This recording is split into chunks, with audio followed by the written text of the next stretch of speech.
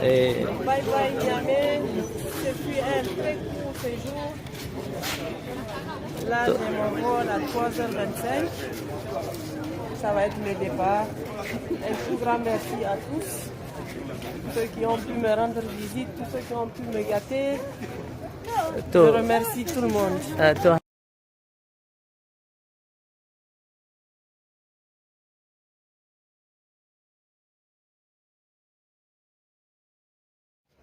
Bonjour Hadiza Parezo. En fait, voilà, tu reprends ton avion pour Bruxelles et que bon, j'ai vu vraiment tu viens d'être accompagné par toute une délégation de jeunes et je sais la majorité de ces jeunes-là appartient à ton groupe qui s'appelle Bazoum Fan Club BFC.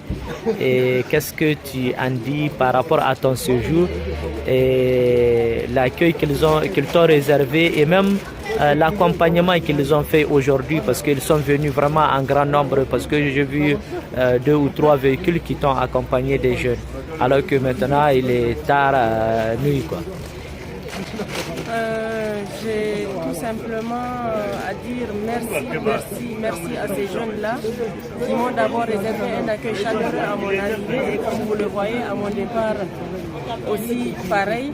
Et durant tout mon séjour, ces jeunes étaient à la maison, donc c'était convivial, on se sentait tous en famille.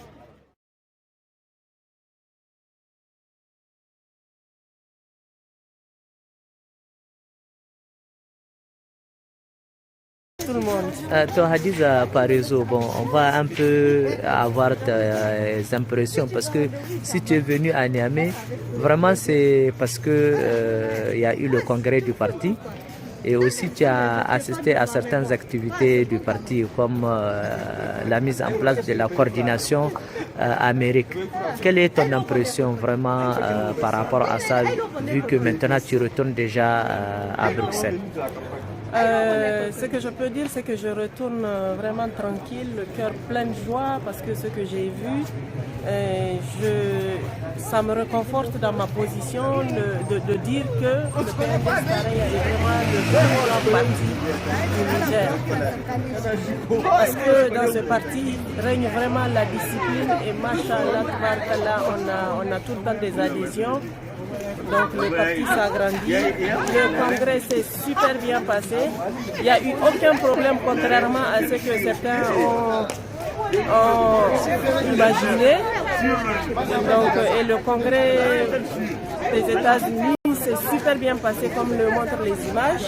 Donc machallah, la mobilisation était au top et tout s'est bien passé.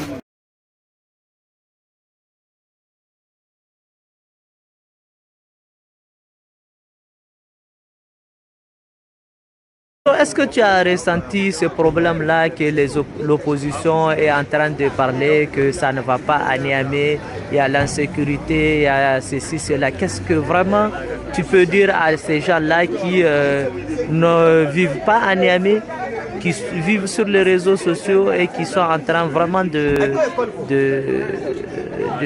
dénier ou comme dit de dénigrer ce qui est en train de se faire par le régime du PNDS et ses alliés?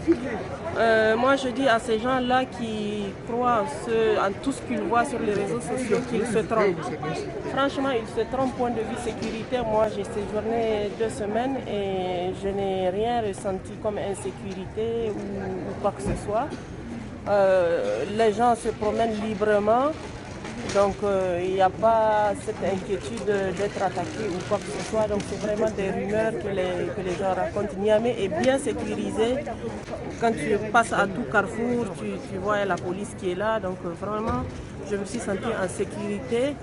Et j'appelle tout le monde à ne pas croire en ceux qui lisent deux fois sur les réseaux sociaux.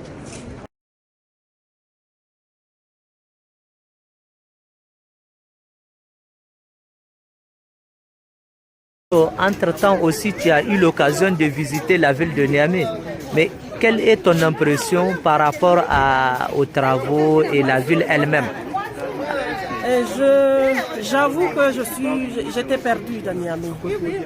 Je ne reconnaissais pas certaines rues tellement la métamorphose était exceptionnelle dans le bon sens. Vraiment, Niamey est devenue la Niala qu'on disait. Là, je suis convaincue, j'ai vu de mes propres yeux.